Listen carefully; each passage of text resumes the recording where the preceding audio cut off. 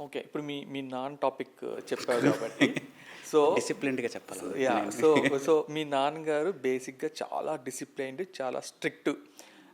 నేను చూసిన దాంట్లో ఒక బొమ్మరిల్లు ఫాదర్. అవును. ఓకే. సో, అట్లాంటి బొమ్మరిల్లు ఫాదరు ఆ! ఒక 10 ఇయర్స్ బ్యాక్ అంత స్ట్రిక్ట్‌గా ఉన్న ఫాదర్‌ని ఇప్పుడు నేను రీసెంట్‌గా నీ పేజ్‌లో కొన్ని వీడియోస్ చూస్తే మీ ఫాదర్‌ని గూడా వీడియోస్‌లోకి పార్ట్ అండ్ పార్సెల్ చేసావు. అవును. ఓకే. సో, అది ఎలా సాధ్యమైంది? ఆయన ఒప్పుకున్నారా? లేకపోతే నువ్వు ఒప్పించావా?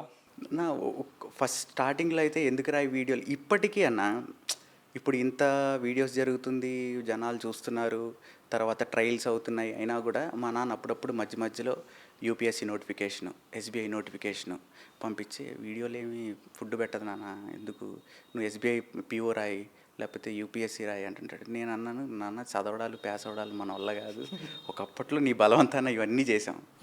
తర్వాత ఒక కోర్స్ ఆఫ్ టైంలో నాకేమనిపిస్తుందో అది చేయడం స్టార్ట్ చేశా. తర్వాత ఆయన కూడా అర్థం చేసుకున్నాడు, ఈడు ఈ సైడే బాగా ఇంట్రెస్ట్ ఉన్నాడని. నేను ఒకసారి వీడియో చేయమని అడిగిన వెంటనే మా నాన్న ఫస్ట్ వద్దు వద్దు అన్నాడు, కానీ తర్వాత మా నాన్నకు కూడా కొంచెం మంచిగా అనిపించింది. తర్వాత రోజు ఇంకేమైనా కాన్సెప్ట్లు ఉన్నాయా నీ దగ్గర, చేద్దామా?